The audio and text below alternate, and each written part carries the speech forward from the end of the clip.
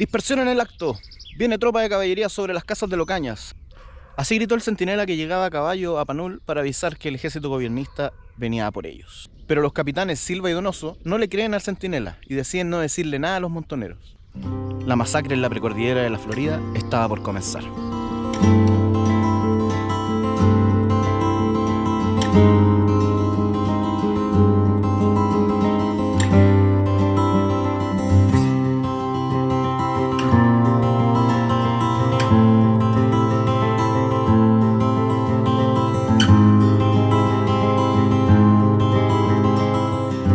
La montonera se había reunido en Locañas.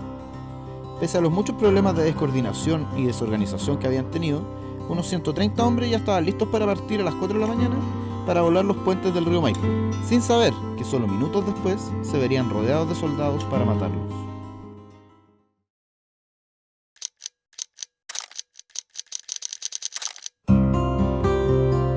Los montoneros fueron delatados. No se sabe si fue una o más personas, pero el día 17 de agosto, incluso antes de que se reuniera la montonera en Locañas, el gobierno de Balmaceda ya tenía la información del lugar de la reunión, la cantidad de armas y el número aproximado de individuos. Como presagiaba Wenceslao Aranguis, el solo hecho de ver grupos por los caminos ya podía levantar las sospechas. El grupo que por error se reunió en Lochenique tuvo que cruzar varios fundos a la vista de todos para llegar a Locañas. Otros grupos numerosos no pasaron desapercibidos, llegando desde el Matadero y desde San Bernardo. Más notorio era aún si se reunían en el fondo de propiedad del principal opositor de Balmaceda, Carlos Walker Martínez, que evidentemente estaba siendo vigilado por el gobierno. Además, la voz de la formación de la montonera se corrió rápido, incluso entre niños de 10 años en los colegios de Santiago. Por lo tanto, no era difícil para el ejército de Balmaceda saber que había una montonera reunida en Locañas. Sin embargo, la información tan precisa y anticipada hace pensar que el delator debe haber manejado muy bien la información para saber todo de antemano.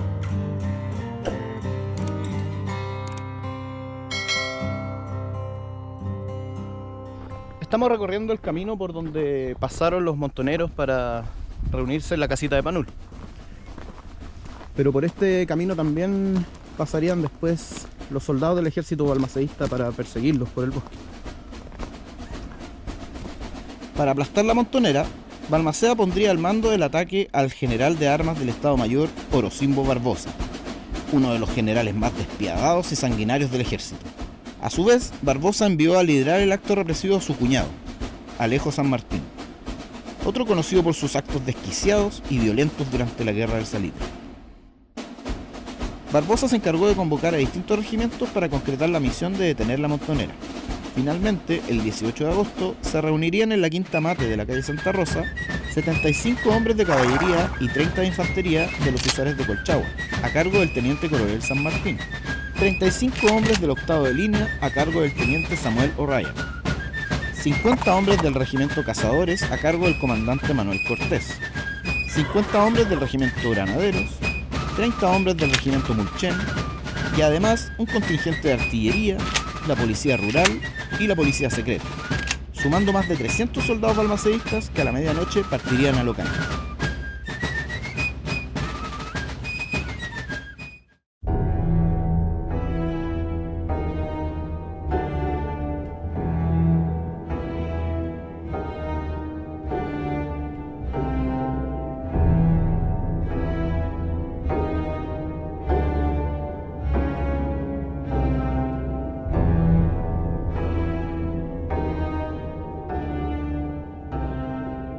El ejército se asoma por el camino principal para llegar al fondo de Walker Martínez, cuando es divisado por un centinela de la montonera. El centinela alerta a quienes estaban en Locañas y sube a Panul para avisarle al resto del grupo. En Locañas se alistan, mientras San Martín y sus hombres obligan al llavero José López a abrir con una barreta los portones del puente. Haber trabado las rejas les dio unos minutos al centinela para poder galopar hacia Panul, pero la infantería balmacedista no necesitaría el puente, cruzaría el canal por su lecho, ya que se había ordenado a los canalistas cortar el agua esa noche, por lo tanto estaba seco. Ignacio Fonsalida se encontraba junto a su amigo Isaías Carvacho de guardia en el puente del canal Las Perdices, cuando ven pasar al centinela, y luego comienzan a escuchar los disparos. En Locañas los soldados avanzan disparando a diestra y siniestra, sin consideración con los hacendados, mujeres y niños que dormían en el villorrio del fondo. Tras pasar por el camino bordeado por tapiales y viñas, llegan a los jardines de la casa patronal y San Martín ordena a los húsares a rodearla y matar a todos los que ahí se encuentren. ¡Fuego! No sigan orden alguna más que la de descuartizar a los futres canallas.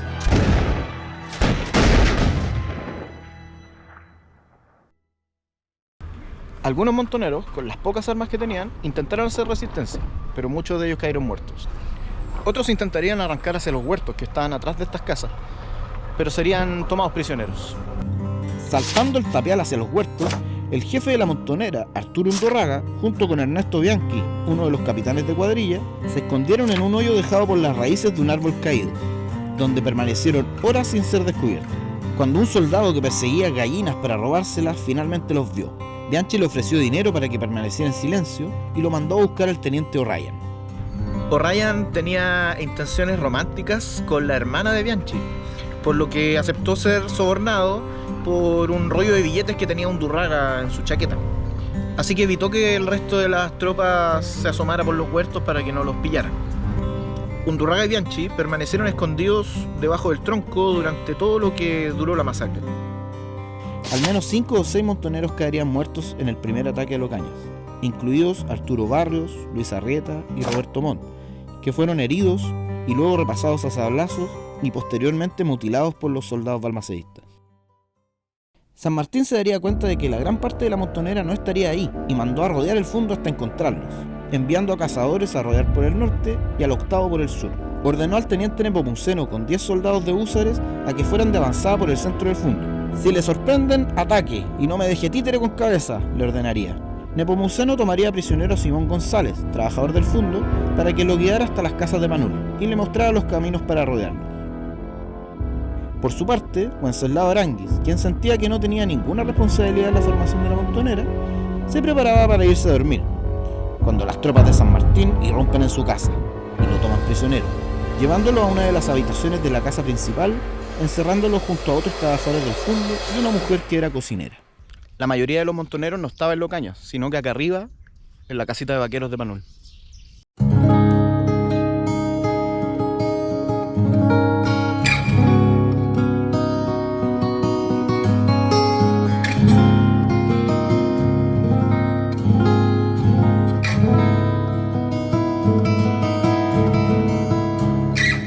La casita de Panul era una casita de vaquero, como le decían en la época, una casa de campesino, arriero, ganadero.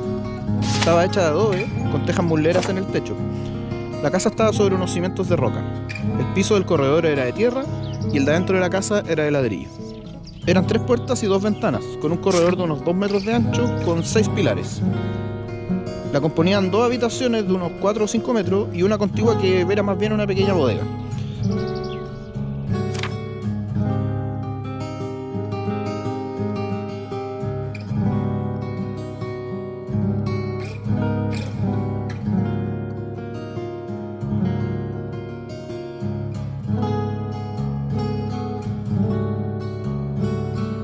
Aunque popularmente se cree que el muro de adobe que está en el Panul corresponde a la casita de vaquero, en realidad no es así.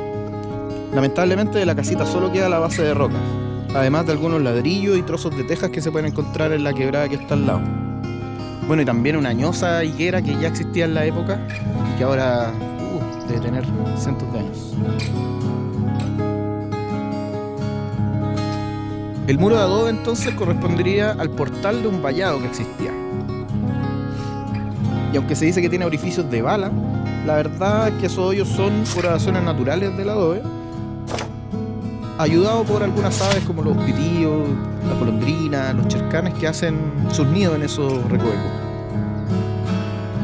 El hecho de que el muro sea de adobe y no sea un tapial puede ser muestra de que fue construido después de la matanza, quizás como un recuerdo para señalar el lugar donde existía la casita originalmente. Probablemente al mismo tiempo que se instaló la cruz que está directamente al frente de él.